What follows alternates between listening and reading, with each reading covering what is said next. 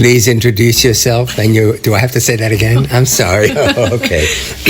Well, I'm Andrew Scott, and I'm the sound guy here at Red Poppy, and I'm also a house manager. I pretty well work very closely with the managing director, Dina Zarif. I'm kind of like her right hand in a way.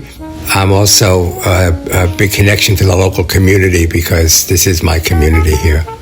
I'm originally from London, but I grew up in New York and then went back to England and spent a lot of my life in London, and I still go back there every year for a couple of months.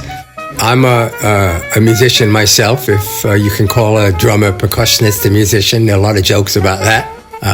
But music has been my life. I grew up hearing, in a very musical home, and I'm a working musician myself. I have a Brazilian group right now, but I've worked in many different styles. And I run a recording studio. That's my business. It's called Studio 401, and it's been there now for 25 years or maybe a little bit more. And we've recorded lots of great talent all over the Bay Area. Many of the best known musicians have recorded there. I think we have maybe 40 plus CDs that have been released from there. We also work in London. So if you look at my business card, it's got my London mobile number as well as my American one. So we go back to London a couple of months every year, and I'm very involved with the music community in London as well as here. And I also do a lot of live sound work, and Red Poppy is one of the places that I work. I've been involved with Poppyfield for almost 20 years. And it's just one of the gems in the neighborhood that everyone knows about. And I was just very excited to be part of that, and sort of one thing led to another. In the early days, I was helping them with the sound and helping people to learn how to kind of work with the system a little bit. So I've just sort of become the regular sound guy over the years. But it offers a very wonderful community. It's a special vibe that people, I know that's an overused word, but that people really feel when they're here. There's something very special about the environment. Musicians love playing here because you're close up with the people and folks get really involved. I think that's really the strength of Red Poppy, is that it's become an institution in the community where musicians want to play here. The thing about Red Poppy is that it shows the diversity of the community, because people think, well, the Mission District, it's mostly a Latino community or Latina community and so on, which is really true to a certain extent, but that's not the whole community by any means. It's a very, very wide range of music. I myself play in a Brazilian group, so we played at Red Poppy.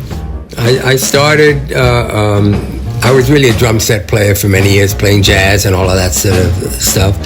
But I just had a few friends here who were playing samba, and I got involved in a big batucada, which is the big type of groups that play at Carnival.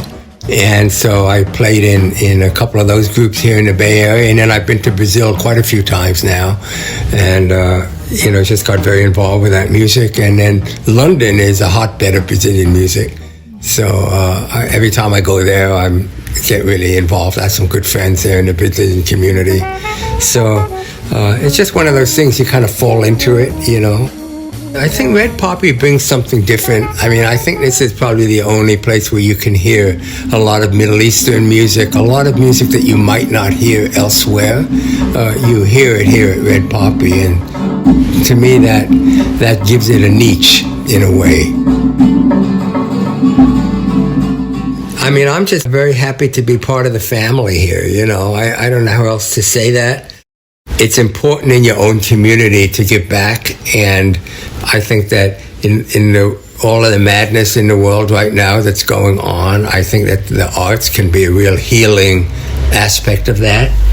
But we are targets, and I know I personally came from, my mother was a Holocaust survivor from Berlin, and we lost everybody in the camp. A very small group survived, and that's why I was born in London, because my mom ended up in London and so forth. But the only reason I bring this up is that we're seeing a lot of stuff today in our country that is very similar to some of the stuff that happened in Germany. So we need to take it very seriously, and the arts are almost always targeted first. And there are many examples of how that happened, whether it was in Argentina or Brazil, or, that artists had to flee, had to get out, because they are troublemakers. Good troublemakers. So that's kind of what I got. Is that helpful?